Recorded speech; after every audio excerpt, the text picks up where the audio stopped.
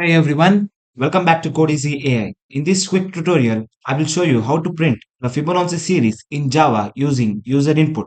It's super simple and perfect for beginners. Let's dive in. Start our video by creating a Java file. First, we have to create a Java file. I'll give the name as Fibonacci.java. So this is our Java file and the Java file is created. First, as we are taking input from the user, we have to import a Java library called scanner. So how to import a Java library? Let us see that. Import, we have to use input java dot util dot scanner. Okay, so this is how you import a java dot util dot scanner library function. Okay, after that we have to create a class in Java. Public is the access specifier. So we have to give the class name or the file name, which is Fibonacci in my case. Okay, that's it. Then we have to include the main function. Let us include the main function public static. And remember, Java is a case sensitive programming language, so you have to keep an eye on the caps and small letters. Okay,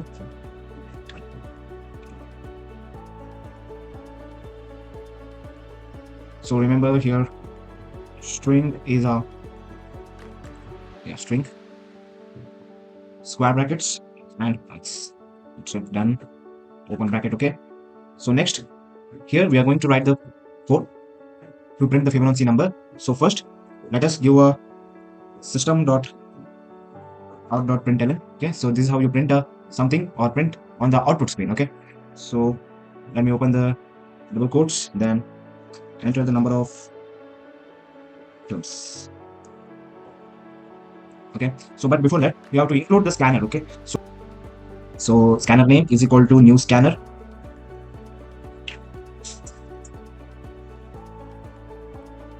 That's it. This is how you include a scanner. And here inside the bracket you have to write system.in. Okay, so that's it done. Now we have to include or define a variable to enter the number of terms. So it will be int n.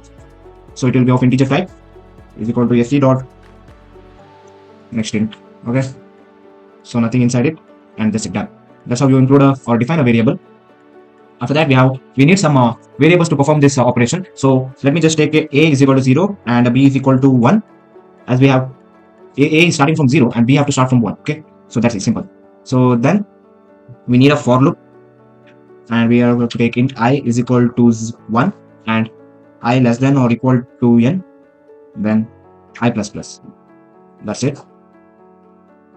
And here we open a bracket, then we have to system.out.println, we have to print the a, then double quotes. That's it, done.